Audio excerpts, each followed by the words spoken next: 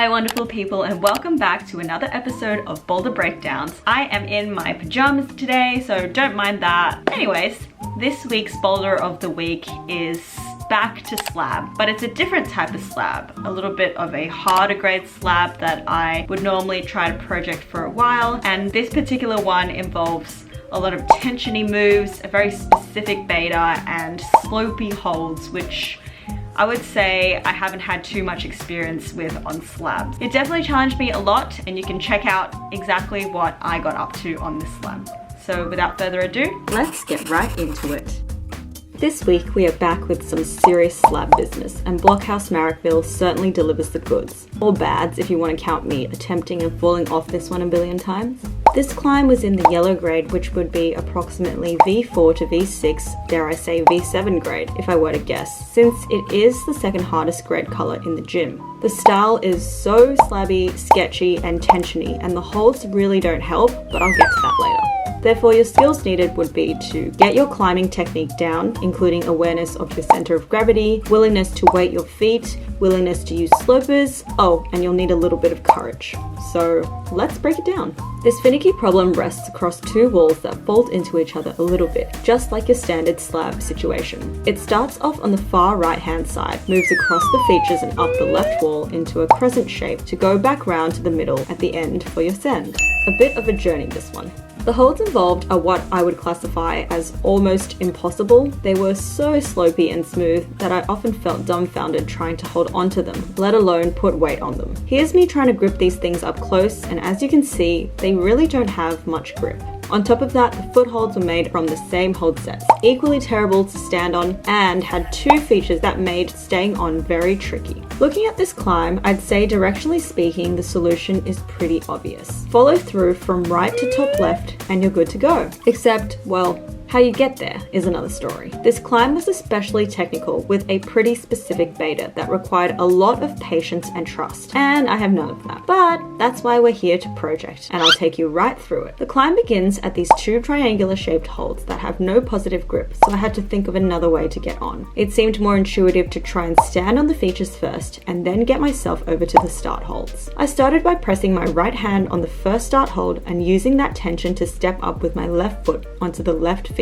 Once I got there, I got my right foot up as well, bending it slightly inward to help me stabilize. You'll also notice a slight inward drop knee on my left leg, which helped me sink into the wall so I could lean over to the second start hold. For me, this stance felt most stable, and it's at different points for different people. I then went straight for the next hand hold and moved my upper body slightly so I could match that middle hold. This hold had a little bit of an edge, so I could use that to help with my next transition. At this stage, I'm trying hard not to move my lower body too much, since a slight change in foot positioning could really help me slip right off. The next part is one of the first cruxes, where you need to eventually get your left foot over the feature onto that foothold on the other side, which means at some stage, both your feet would need to stand on that left feature with some foot swapping while holding onto nothing much. I would say that this part is pretty beta specific. It took a few tries to realize that I had to get my feet over first so I could shift my body weight from right to left without slipping off. At this point, I also changed the direction of my right hand to get a better palm press and turned my drop knee outwards in preparation of the direction that I needed to head, which was to the left. Next, I lean forward as much as possible with my upper body so my left hand can reach the next hold for me to step off my left foot. This part was particularly tricky, and I managed to find two slightly different betas, either pulling off the larger hold to the left or the hold above my head. The ideal amount of tension must be kept between the left foot and the right hand,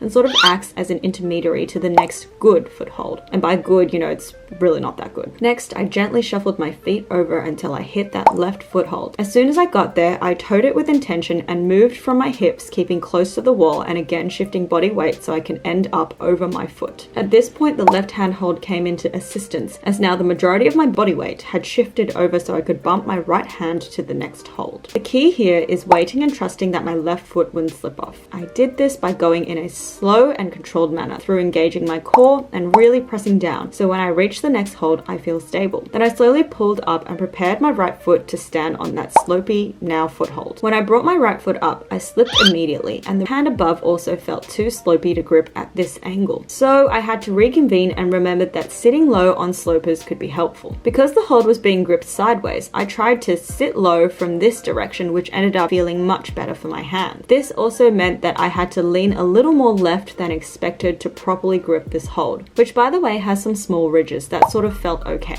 I swapped hands to get a better grip, which turned out to be kind of useless, and then stepped up haphazardly after feeling my foot around a billion times. The next part is the second crux, which involved me going very slowly up the wall with this terrible foothold and just praying that I didn't slip off. I knew I had to go really slowly and continue to engage everything until I was high up enough to reach that second last hold. This one had a bit of a curved edge, which felt way better than the previous handhold, so I pulled hard on my right hand and swapped feet so I could get onto that better foothold to the right. The last move was also pretty cruxy, where you need to step off and go for the final hold. To my relief, the foothold was pretty good, so I felt a little more confident. Also, being so close to the end, I wasn't going to give up now. I made sure to push my hips over my feet first before going, and that stabilized my step so I could get to that final hold, which wasn't a jug either, but it was not as slopey. And that was the end for the send. I would say that this slab is extremely sketchy, but I really enjoyed how beta specific and tensiony it was. Using slopers on slabs is kind of evil, but once you send, you just feel a lot of relief.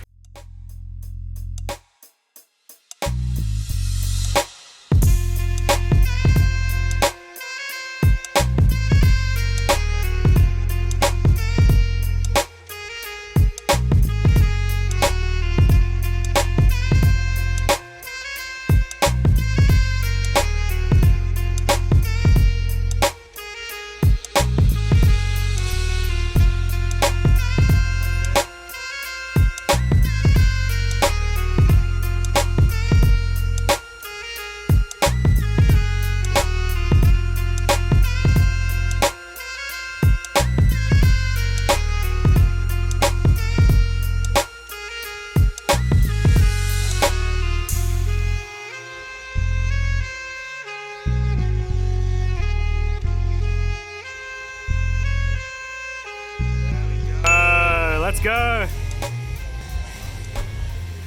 Team send. So, what do you guys think of that one? A bit of a crazy, sweaty, sketchy slab as per usual, but it was definitely a bit of a harder grade that I would normally take a bit of time to walk through, and I probably felt mostly relieved more than anything else to complete it. It was very, very scary, but it also gave me a sense of confidence because after I'd completed it, I thought, oh, okay, I can actually hold on to these slopers. I don't know how, but I did. For all the slab lovers out there, is this something that you would be keen to try? Let me know down in the comments below. Otherwise, get excited for some other really cool boulders coming up in the next few weeks that I've got prepared. I just have to edit them, so that will be exciting. We've got some knee bars, got some caves coming up, so stay tuned for that. Anyways, I hope you enjoyed this week's one and let me know what you thought about the climb. I hope you have a wonderful week and stay warm if you're in Australia because it's getting a bit chilly, so goodbye. It's just the drum blows, yeah.